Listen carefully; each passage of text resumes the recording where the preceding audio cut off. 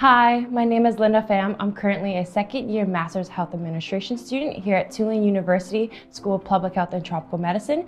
Today, I'm here with Dr. Arthur Mora. He's the chair and professor within the Health Policy and Management Department. Good morning, Dr. Mora. How are you? Good. How are you, Linda? I'm good. Today, we're here to talk about your pathway into public health. Could you tell me a little bit more how you got into the career and your journey within public health? It's a really circuitous route. Born of immigrant parents. They met on the plane coming to university, and I had an aptitude for science, and pre-med seemed like the natural route. It was supported by my parents, very supportive. However, I realized during my undergraduate career, Christmas Eve, that my great-grandparents with a small fever called their physician twice on Christmas Eve and once on Christmas morning. Knowing myself, I realized that's probably not what I wanted to contribute or how I could contribute to my fellow man. And so I was looking for other routes. The only other route that was presented to me was mycology, to get a PhD in the study of mushrooms. And so while I realized I probably wasn't cut out to be a physician, I probably wasn't cut out also to study mushrooms for the rest of my life. Fortunately, I had a family friend who is in the Master of Health Administration program here at Tulane and suggested that I come check it out. And I did. And I came, learned more about the program, and eventually graduated with my Master of Health Administration in 1998. Thank you for that, Dr. Mora. Could you tell me a little more about how was the process like in 1998 getting your degree, along with how the degree fit in during that time period? So it was a very different time, but I don't think that what was required then is very different than what's required now. Certainly there's more technology involved. When I look at what we do now, it feels pretty rudimentary what we did back then. It felt like the Stone Age. But I think the critical skills of understanding problems, understanding people, how to solve problems, how to think logically, and how to implement so that you affect change. I think all those are critical core concepts and competencies that haven't changed over time. And so while the technology's changed, while the arrangements we have in place, while there are other mechanisms that have changed, and certainly society has changed, I still think that what I learned back then is still applicable now. Could you go into a little more detail about your pathway into public health, along with how you got to your position as chair of the department? I'm starting to pick up this theme that it's a circuitous route, so never a straight line. So when I graduated with my Master of Health Administration, I started in a hospital. I started at Tulane Medical Center, where I was over housekeeping, dietary, engineering, maintenance, and patient transportation. What I consider to be the backbone of a successful hospital. Most people don't think of those individuals as critical to patient care, but I would say it's probably the most vital part. They're the ones that get individuals in and out of the hospital, hopefully safely. And so I really enjoyed my time there. I had a wonderful team of individuals that I worked with, about 175 employees. Based off of that experience, there were pharmaceutical companies, one in particular, that was looking to take some of that expertise and some of that knowledge and some of that understanding of the hospital setting to help with one of the most pressing concerns at that time in healthcare. We knew that there were a lot of preventable deaths that were happening in healthcare, and one of the main causes of that was preventable pulmonary embolus. And there was a product on the market that, if used, could prevent fatalities related to DVT and PE. The problem is that we knew that it wasn't being used enough, and hospitals were desperate to have it more integrated into the care delivery. And so eventually I had a team across the southeast part of the United States, and we partnered with hospitals to develop protocols to help more routine usage of this product and save lives. Eventually that became a sales job when other competitors entered the market, and I knew that that wasn't my skill set. That's not what I enjoyed. And so I came back, got my PhD, and have been on the faculty and in academia ever since. First here at Tulane for 5 years. I then moved to the University of North Texas Health Science Center, where I was the chair of the department there in Fort Worth. But I was fortunate to come back to my alma mater, and so happy to be back at Tulane. We're glad to have you back, Dr. Mora. What areas of public health are you currently working in? So Linda, we're in the office that I actually interviewed when I came back in 1996 to apply for the program. David Fine was the chair at that department. I'm very proud to follow in his footsteps and be the chair now. I think one of the things that David Fine did well, and what I'm thankful for, is that he put together a rigorous curriculum. And that's something that I've tried to stay true to. And so the faculty and I spend a lot of time thinking about how do we prepare our students for the workforce.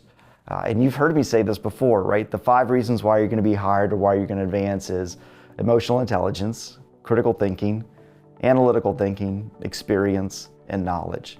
And it's not that knowledge isn't important, it's just not sufficient. It's not enough to help us face the challenges that we have out there and to prepare our students to be change makers out in the world.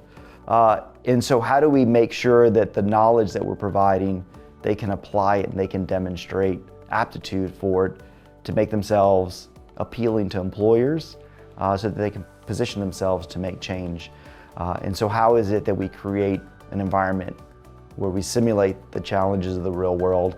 How do we give our students opportunities to demonstrate their abilities and their competencies so that they can go out and speak with potential employers, that they can advance in their current careers and they can have more responsibility and hopefully make changes that are going to impact me as I get, older and become more of a utilizer in the healthcare system. Could you tell me a little bit more how public health and healthcare go hand in hand? It's a really interesting question, and hopefully it's somewhere where we can get to. For a long time, we have spent a significant amount of money in healthcare. What we do is we do really well at treating the sick, but we don't do well at promoting health. It's not the way the system is set up. It's not the way we've reimbursed and paid for services, but we know it's a big gap. And we see changes in the healthcare system to make hospitals and healthcare systems more accountable for overall health, not just delivering health care. And so there's this blurring of the lines between public health. How do we look at the social determinants of health out there? How do we make changes in individuals' lives so that they are more healthy and maybe less dependent on healthcare, or when they interact with the healthcare system, it's not when they are critically ill, but it's to prolong life and to make their quality of life better. Now, how do we do that? Within the department, we train policy students and we train Master of Health Administration students. So policy is an integral lever in how do we make changes. And so what are the laws, what are the ordinances that we pass that make the lives in the places where people live better? How do we reimburse the healthcare system to incentivize them to make individuals healthier, preventive care, provide more tools and resources for individuals. They can have more agency in their life to make their situation better. And when they need the healthcare system, how do we make it accessible? And so there are these programs and these reimbursement models that are trying to bring these two together. And the places that are going to be successful are going to be the health systems that have found partners in public health and vice versa. Public health has found strong partners in healthcare. And we're starting to see pockets of that around the country, where health systems are investing in affordable housing, or where they're investing in financial opportunities or economic turnaround opportunities within the community that they serve. They're investing back in the community. So it's a really exciting time, and our students are at the forefront of this. Broader, within the School of Public Health, there are those that are working on specific issues: maternal and child health, food safety. All of those play an integral role, as we discussed before, in in our communities and where people live and how do we maintain their health. Thank you for that, Dr. Mora. What advice would you give to a prospective student? So the way that we envision the curriculum and the way that we envision preparation for our students, it really is to get them integrated into the community. So for our policy students and for our MHA students, they're required to do a practicum or a residency. We want them to lean into the community here or their community back at home and really get engaged. I tell students all the time, the moment you're bored in your residency or practicum, it's the moment that you ask for more. This is your last best opportunity to skin your knees. And so we want you to be invested in this. We want you to take risks, because the best way you're going to learn is by taking those chances and getting feedback The worst that's going to happen is the preceptors you're with are going to say, that's great, let's try it a little bit differently, and that's part of the learning process. So we want students to be courageous, we want them to go out and be engaged, we want them to lean forward into their experience here at Tulane. I'll also say we want them to lean into the New Orleans experience as a whole. This is such a unique city. This is part of the maturation process, part of your development as a student. And so we want you to have that balance of you're going to learn a lot, you're going to be expected, or a lot's going to be expected of you, but we also want you to embrace the city, embrace those students you're with in the classroom, because these are going to be your networks and those that you lean on going forward in the future. So just lean in. I do have one last question for you, Dr. Moore. What drove you back to Tulane and New Orleans? Well, I think that's probably it, Tulane and New Orleans. I think New Orleans is such a unique city. I tell students all the time that it's the most unique place you can get to without a passport. It's also a very challenging region of the country. We have health disparities that are greater than most other places in the country. This region is highly impacted by poverty and other social determinants of health. We're also at the forefront of climate change. And so I think there's a lot of opportunity here. And the healthcare system and public health go hand in hand. And so this is an area that I feel strongly about supporting, about my hometown coming back. I also feel just a strong affinity for Tulane. Tulane has given me so much. I told you about my time with David Fine interviewing. From that moment, my life has taken a significant,